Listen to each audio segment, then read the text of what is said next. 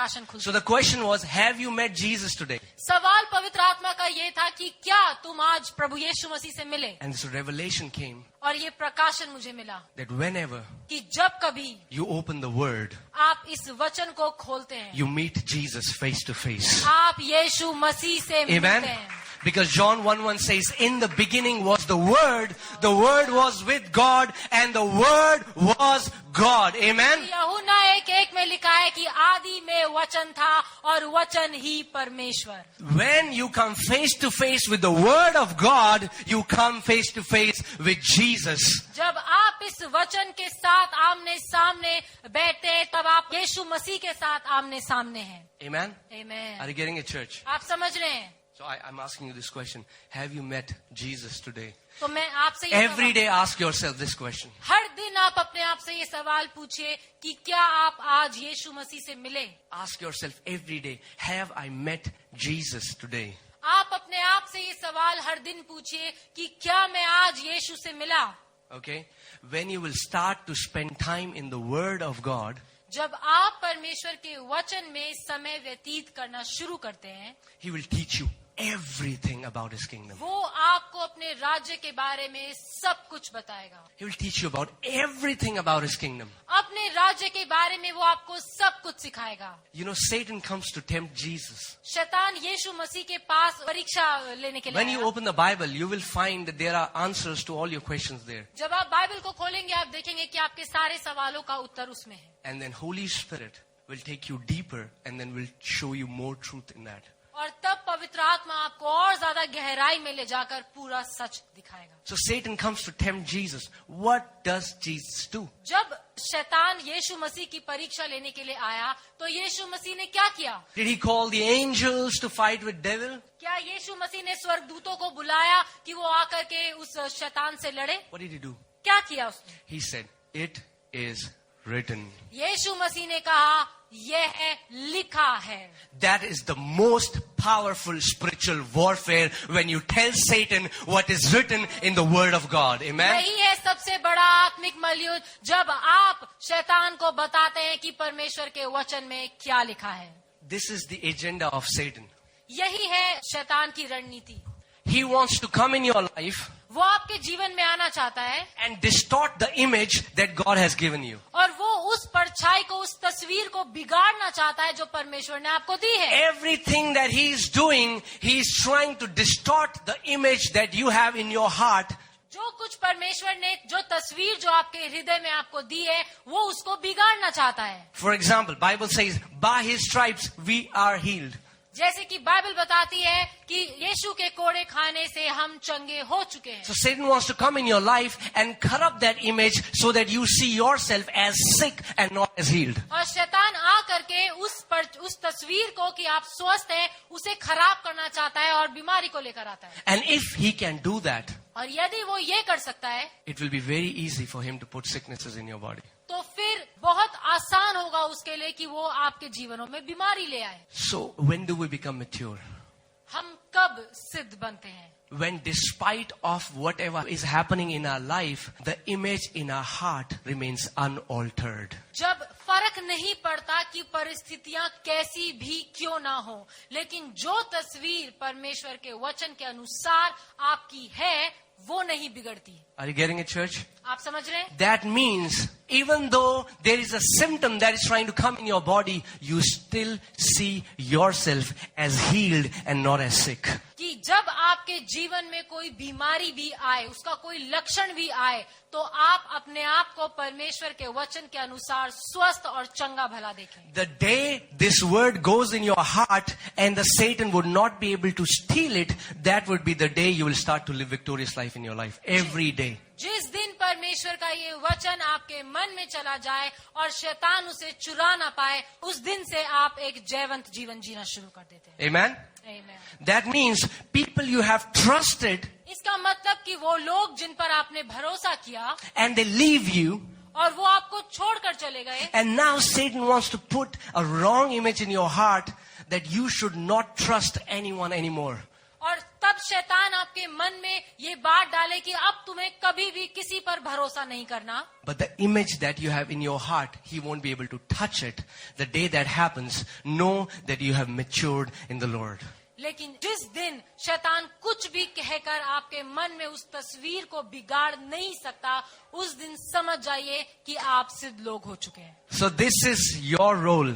ये काम आपका है। Listen very carefully. ध्यान से If you सुनिए। want to be prosperous in your life, यदि आप अपने जीवन में समृद्ध होना चाहते हैं, you have to see yourself as prosperous in your heart before that prosperity manifests in your life. तो आपको अपने आप को अपने मन में समृद्ध देखना है, ताकि वो समृद्धि का प्रकटीकरण आपके जीवन में हो। Even for deliverance, यहाँ तक कि छुटकारे के how does it happen? कैसे हुआ ये? I align myself to the truth of the Word of God. मैंने अपने आप को परमेश्वर के वचन के सत्य के साथ मिला लिया, Because the answer is, क्योंकि जवाब ये था, how can something happen when it has already happened? ऐसा कैसे हो सकता था कि जो चीज हो चुकी है वो दोबारा से हो। जब मैं छुटकारा पा चुका था क्रूस पर, तो मैं दोबारा से छुटकारा कैसे पाऊं? मुझे सिर्फ उस पर विश्वास करना था कि मैंने छुटकारा पा लिया है। Bible says that God has delivered us from the power of darkness and has translated us into the kingdom of His dear Son, Jesus Christ. Bible बताती है कि उसने हमें अंधकार के राज्य से छुड़ाकर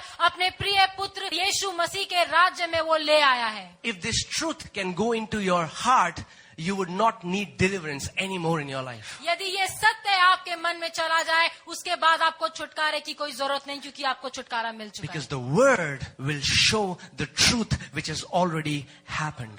क्योंकि वचन आपको वो सत्य बताएगा जो हो चुका है। When I got born again, जब मैंने नया जन्म पाया, so I thought, तो मुझे लगा my job is not to love Jesus, my job is to fight the demons. मुझे लगा कि मेरा काम जो है वो यीशु मसीह से प्यार करना नहीं है, पर दुष्ट आत्माओं से लड़ना है। Maybe there are different callings, so I am a warrior. I have to fight the bad guys. और मुझे लगा कि अलग अलग बुलाहटें होती हैं, और मेरी बुलाहट शायद ये है कि मैं दुष्ट आत्माओं से लड़ूं। So I would not pray to the Father. I would not talk to Jesus, not spend time with the Holy Spirit. All the time I would be talking to demons. और ना तो मैं पिता से बात करता था, ना पवित्र आत्मा से, ना प्रभु यीशु मसीह से।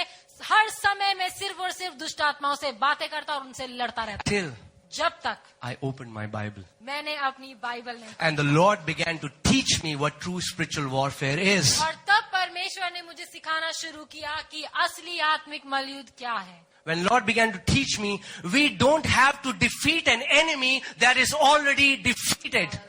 तब परमेश्वर ने मुझे सिखाया कि वो दुश्मन जो पहले से ही हारा हुआ है, उसको दोबारा हराने की जरूरत नहीं है। You just need to show him his true place. आपको सिर्फ उसको अपनी सही जगह दिखानी। That is what spiritual warfare is. यही है आत्मिक मलयुद्ध। Okay? All you have to tell is, ha ha, you loser. That is the biggest spiritual warfare. सबसे बड़ा आत्मिक मलयुद्ध यही है कि आप शैतान पर हंसे और उसे बताएं कि तू हारा हुआ है। I'm telling you the truth. मैं आपको सच बात बता रहा हूँ। And don't waste more time on him. और शैतान पर अपना टाइम वेस्ट मत करिए, He's not that important. वो इतना जरूरी नहीं है। Focus on loving God and focus on loving Jesus. पिता की तरफ ध्यान। Amen?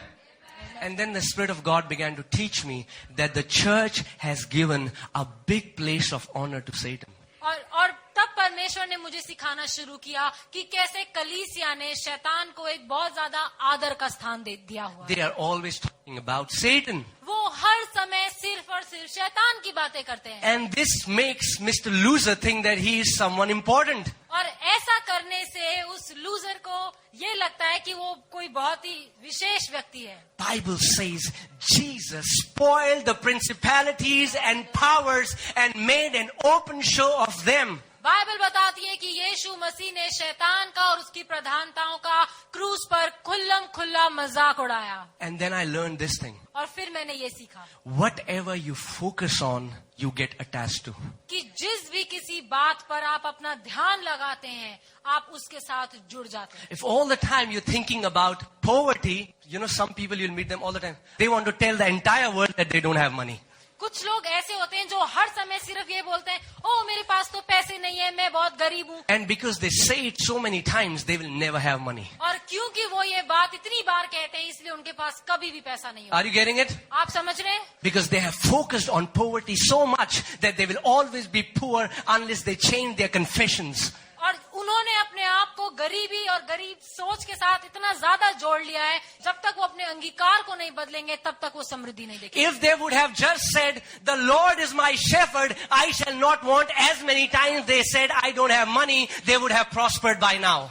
यदि ये कहने की बजाय कि मेरे पास पैसा नहीं है और हर बार कहते कि प्रभु मेरा चरवाहा है और मुझे कोई कमी घटी नहीं, तो वो अपने जीवन में समृद्धि देखते. Some people you meet, they'll tell everyone, oh, I'm depressed. कई लोग जिनसे आप मिलेंगे वो कहेंगे, ओ मैं बड़ा निराश हूँ, Oh, I'm depressed. ओ मैं बड़ा ही निराश हूँ, Oh, I'm depressed. मैं निराश हूँ. And you stay in their presence, you will feel like depressed. और यदि आप उनके Oh, साथ थोड़ा सा रहने get लगे away. तो आपको भी निराश लगने लगेगा. Until their mentality changes. जब तक कि उनकी सोच नहीं बदलती. Until they see themselves through the word of God, they will always see themselves as depressed and not as someone who has the joy of the Lord in their hearts. जब तक वो अपने आप को परमेश्वर के वचन के अनुसार नहीं देखते और अपने आप को एक निराश व्यक्ति देखते हैं, तब तक वो परमेश्वर के आनंद में नहीं रह सकते. Amen? Are you getting it, church?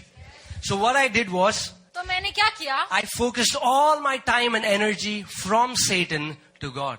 मैंने अपना सारा ध्यान और अपना सारा समय शैतान से हटाकर परमेश्वर की ओर लगाना शुरू. And when I did that, और जब मैंने ये करना शुरू किया, God began to talk to me. I began to hear His voice. There were beautiful revelations that He began to give me. I started to see dreams and visions and all of the beautiful things. और फिर जब मैंने परमेश्वर की आवाज को सुनना शुरू किया, सब कुछ अच्छा होता गया, सुंदर प्रकाशन मिलने लगे, परमेश्वर दर्शनों और सपनों से मुझसे बात करने. Okay, I'll say this. Your life is just a projection of the image that you have in your heart. It just projects out.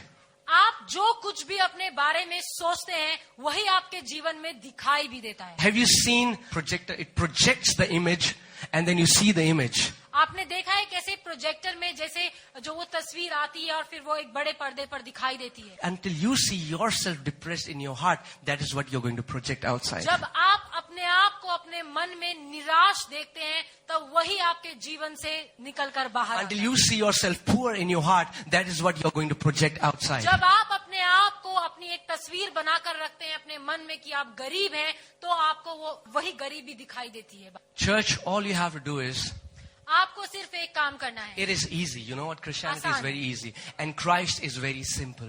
यीशु मसीह साधारण है और मसीहत बिल्कुल साधारण. Okay? If you find Christianity, if you find some teaching which is very complex, just run away from it because that is not from God.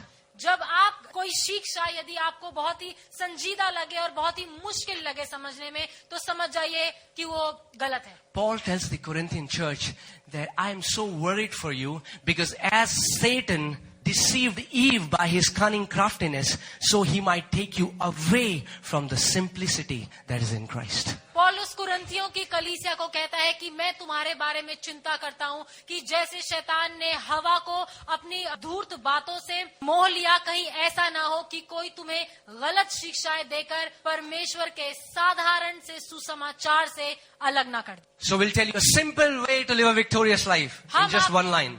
हम आपको बस एक साधारण सी बात बताएंगे, एक जयवंत जीवन जीने. Okay? You don't have to bind this, you don't have to lose this, you don't have to do anything else. Just one line and you can live a victorious life. आपको कुछ बांधने और कुछ खोलने की जरूरत नहीं, पर बस एक चीज करनी है जो बहुत ही साधारण है, जिससे आप जयवंत जीवन. Can you do that? क्या आप वो कर सकते हैं? Just say सिर्फ बोलिए what Bible says about you. जो बाइबल आपके बारे में. That is it, and you will live a victorious, healthy, joyful life on this planet Earth. जब आप अपने बारे में वही बोलेंगे जो बाइबल आपके बारे में कहती है, तो आप एक जयवंत भरा, स्वस्थ भरा, समृद्ध भरा जीवन जिएंगे. All you have to do is just say what the Bible says about you. आपको सिर्फ ये करना है कि आपको वही कहना है अपने बारे में जो बाइबल आपके बारे में Okay? कहती है. We will just speak what the Word of God says. जो कुछ परमेश्वर का वचन कहता है, हम वही बोलेंगे. Amen? Amen. Did you ever find one verse in Bible where you saw that God sounded hopeless? क्या आपने परमेश्वर के वचन में कोई भी ऐसी आयत पाई जहाँ पर आपको लगा हो कि परमेश्वर बिल्कुल आशाहीन है? Ever? कभी भी। So why are you hopeless? क्यों आप आशाहीन हैं आज? Either you are driving your life or you have given it to him to lead your life. या तो आप खुद अपनी जिंदगी की वो गाड़ी चला रहे हैं या फिर आपने यीशु को अपनी गाड़ी दे दी है चलाने को। Let me tell you, God is never hopeless. परमेश्वर कभी भी निराश या आशाहीन नहीं। Amen?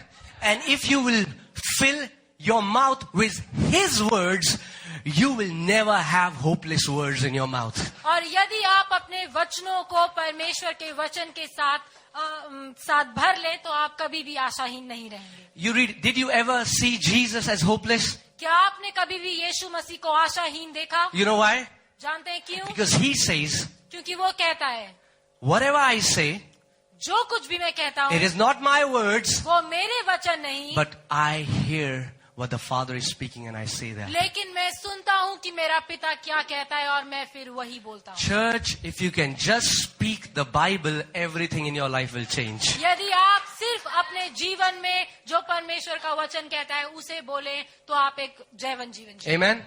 All you have to do is start speaking the Bible. Become Bible speakers. आपको बस ये करना है कि आपको परमेश्वर के वचनों को बोलने वाला व्यक्ति बनना। That's what Jesus did, and he gave us such a beautiful example. और यही है जो यीशु मसीह ने किया और उसने हमें भी यही उदाहरण He दिया। said, it is written.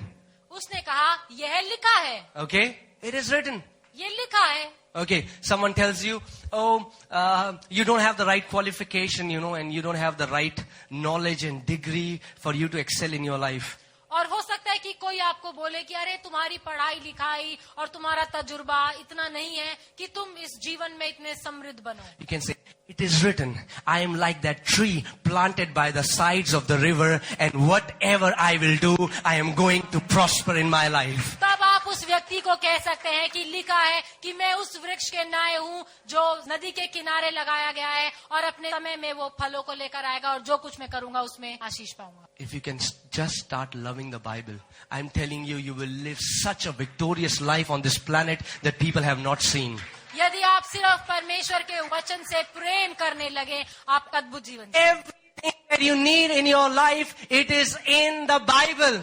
जो कुछ आपको अपने जीवन के लिए चाहिए वो परमेश्वर के वचन में है। So will you start to say what the Bible says for you? क्या आप वो कहेंगे जो बाइबल आपके बारे में कहती है? Maybe you went to the doctor. हो सकता है कि आप डॉक्टर के पास गए हों। Doctor said, oh, I'm very sorry to tell you that you won't be able to live for more than 3 years. और आप डॉक्टर के पास गए हो और डॉक्टर ने कहा हो कि माफ कीजिए लेकिन आप 3 साल से ज्यादा नहीं रहेंगे। You can say, it is written.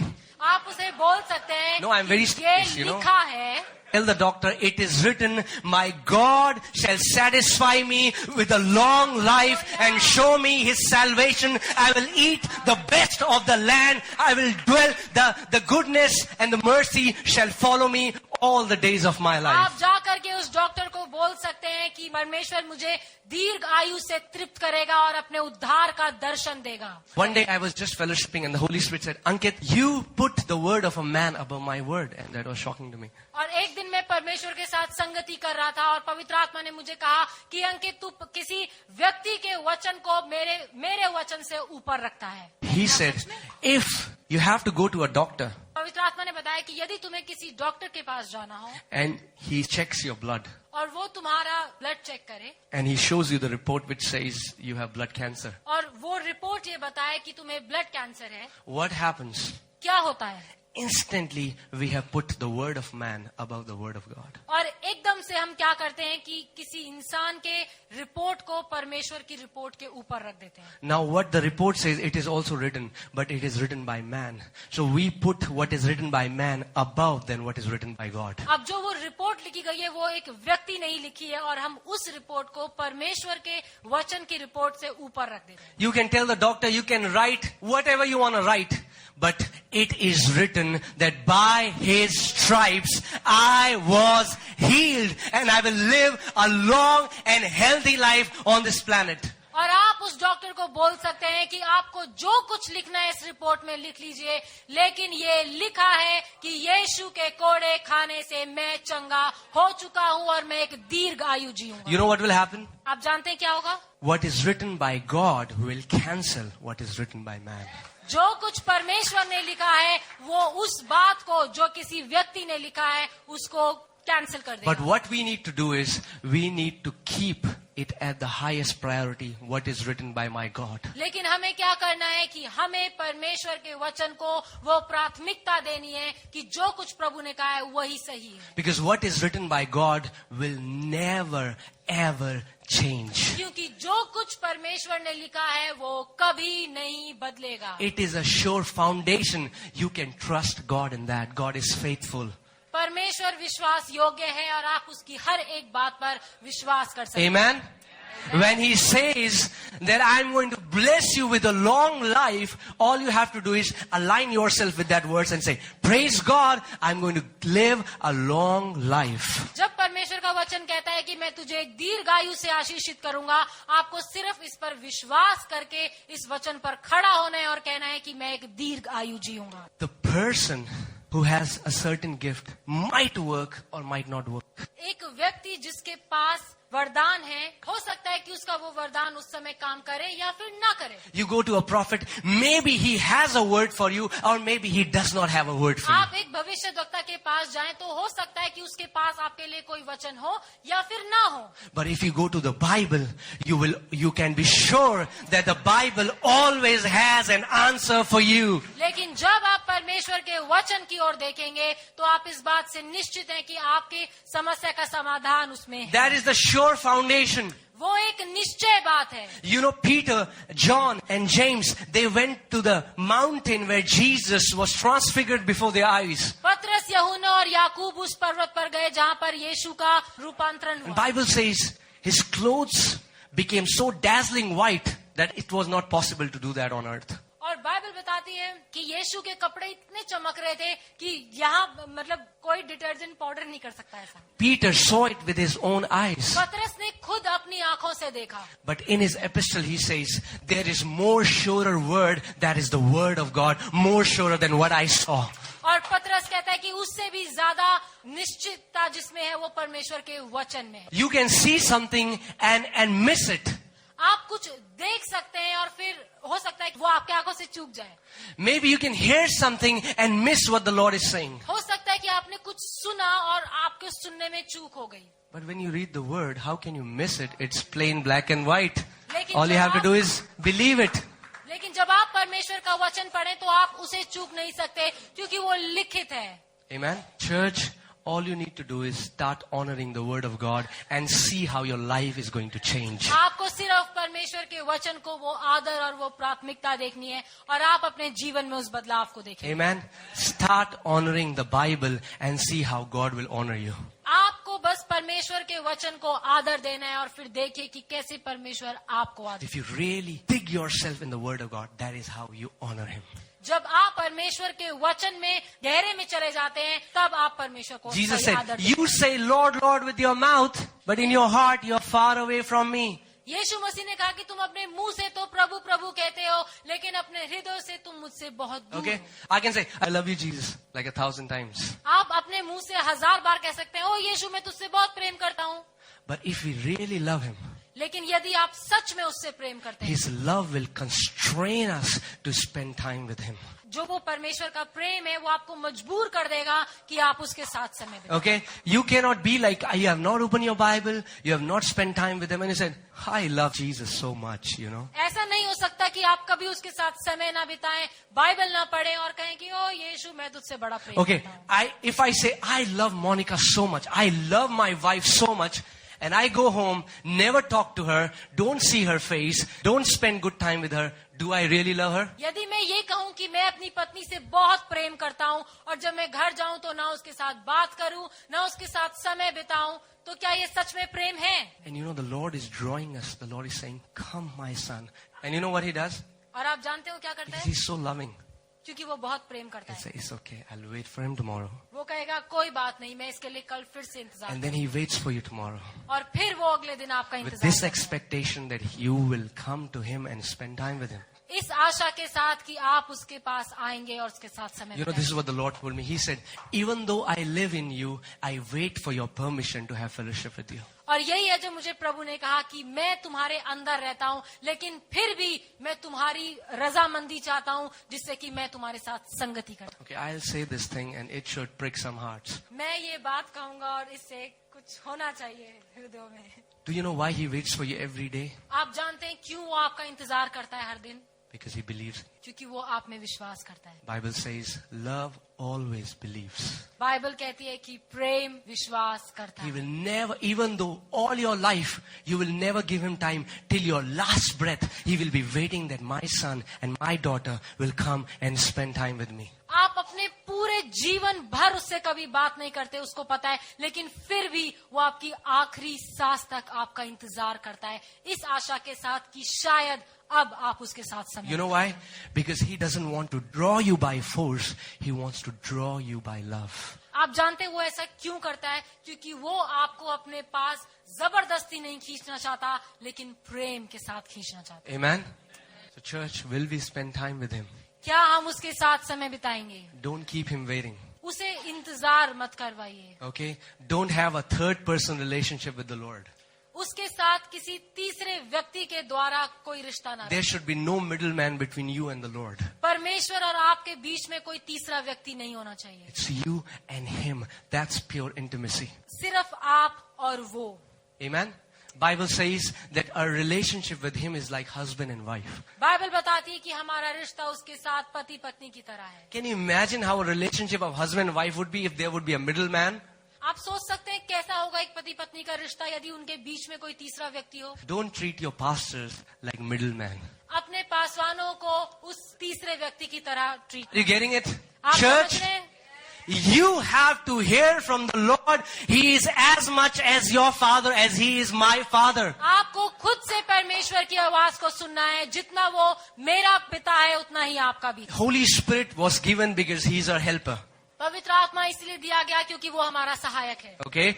And you can right now just tell Holy Spirit to help you so that he can put that passion in your heart for his word. आप इस समय पवित्र आत्मा से वो सहायता मांग सकते हैं कि वो आपके मनों में परमेश्वर के वचन के लिए प्रेम को दे. Let's ask the Lord that, Lord, if we have kept anything above your word, Lord, it is the time we will pull that thing down and we are going to keep your word above everything else. और ये आप बोलिए कि प्रभु यदि मैंने आपके वचन से पहले किसी भी और चीज को रखा है तो आज मैं उस हर एक चीज को हटाता हूँ और तेरे वचन को प्राथमिकता Can देता you हूँ. all close your eyes right आइए now? हम सब अपनी आंखों को बंद Come on, करें. let us make honest confession before the Lord. आइए हम परमेश्वर के सामने एक सच्चा अंगीकार करें. Come on, let us tell the Lord, Lord, I just want to honor your word above everything else. आइए हम परमेश्वर को बताएं कि परमेश्वर हम तेरे वचन को किसी भी और बात से ऊपर रखना चाहते हैं. But Lord, we cannot do that with our own strength. लेकिन परमेश्वर हम अपने सामर्थ्य से ये नहीं कर सकते. Holy Spirit, help us to do that. पवित्र आत्मा तू हमें ये सामर्थ्य दे कि हम ऐसा कर सके.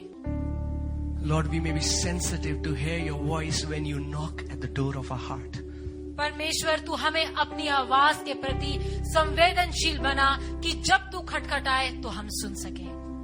There would be nothing else that would be more important than to spend time with you, Lord. तेरे साथ समय बिताने से ज्यादा महत्वपूर्ण हमारे जीवन में और कुछ भी ना हो.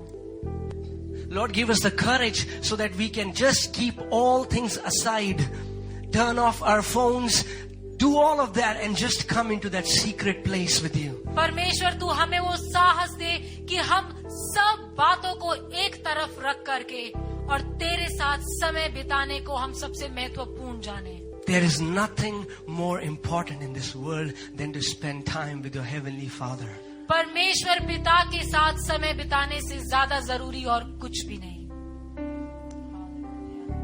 Holy Spirit, I pray that you would put that hunger in their hearts for the Word of God. पवित्र आत्मा मैं ये प्रार्थना करता हूँ कि तू अपने वचन के लिए उस भूख प्यास को आज अपने लोगों के अंदर डालेगा. Lord, I have spoken what you wanted me to speak, Daddy. परमेश्वर मैंने वही बोला जो तू बोलना चाहता था. Now you fill their hearts with the love for your Word. अब तू अपने लोगों के मनों में उस वचन के लिए प्रेम को Now, डाल. Daddy, you do what you told me that you would do. ओ पिता अब तू वो कर जो तूने कहा कि तू करेगा. Just put that hunger in their hearts for the Word. हम सबके दिलों में परमेश्वर तू अपने वचन के लिए प्रेम को डाल, That they would spend hours at your feet, fellowshipping with you, reading your word, hearing your voice, Lord. कि परमेश्वर हम सब तेरे साथ प्रभु घंटों तेरे चरणों में प्रभु तेरे साथ समय बिता सके और तेरे वचन को पढ़े। That is the best portion any man can ever have. यही सबसे उत्तम भाग और उत्तम बात है जो किसी भी व्यक्ति के पास हो। It is much better than doing ministry for you, Lord. तेरी सेवकाई करने से भी ज्यादा उत्तम तेरे साथ समय बिताना है। And that is what we want to do, Daddy. और यही है जो हम करना चाहते हैं।